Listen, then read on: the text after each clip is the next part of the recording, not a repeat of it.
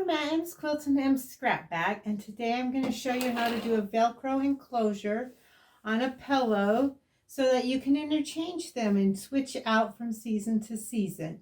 Remember, if you like my video, to like and subscribe. All right, let's get started. To create a throw pillow with a Velcro closure, we're going to want our pillow form. We'll want the top of our pillow.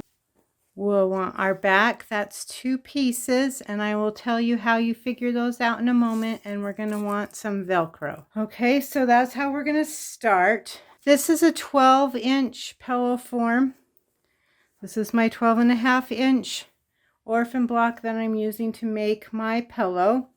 So for my back, I want half of what this is to start with. So that's 6 inches for my 12-inch pillow form. And then I'm going to add 2.5 inches to that.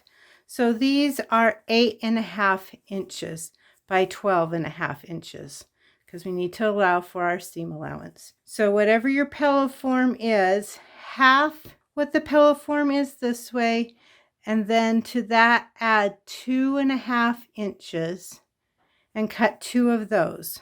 To each of these backgrounds, I'm going to take them. This is what I kind of use for a seam gauge. I don't know if you can see, but I have a line for like 1/4 inch. I have one for 1 inch, 1.5. So it just enables me to fold this over and gives me an accurate 1/4 inch. And I'm just going to press that there. Then I just move this along. Make sure when it's tight, it's going to my 1/4 inch mark there. And I'm just going to press that all the way along. And I'm going to repeat that process. This time I'm going to my 1 inch mark.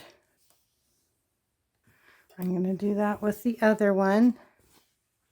And I'm going to take each of these to my sewing machine, and I'm just going to stitch that in place. So to one side, I'm going to center this. So you might want to just find your center here and find your center here and align those up between your stitch line and the edge here.